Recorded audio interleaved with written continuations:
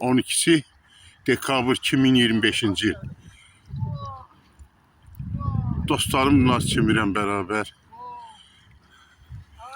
Abbas müəllim, hara getdin? Gəl məni çək. Məni qoyub qaçdın. Buna bax, çimirlər. Akulalar da, akula. Akulalar çimir.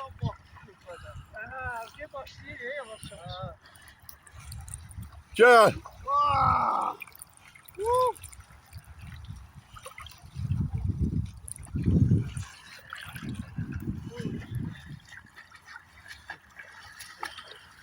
Havuzur maşallah. Maşallah olsun maşallah. Sağlam olsun. Buyur Abbas müəllim. Salamünaleyküm. Qobil eləyim. Aç. Hazırdır. Gedik. Ha, gedir. Əlbəttə getdim. Nuru getdi.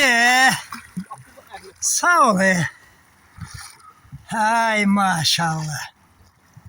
Ay maşallah.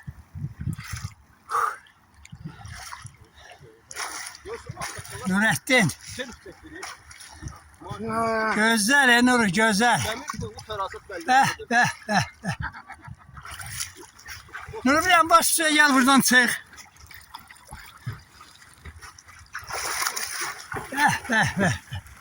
Alem. Çok sağ ol Abbas müəllim, çok sağ ol, minnətdaram. Sağ ol. Sağ ol.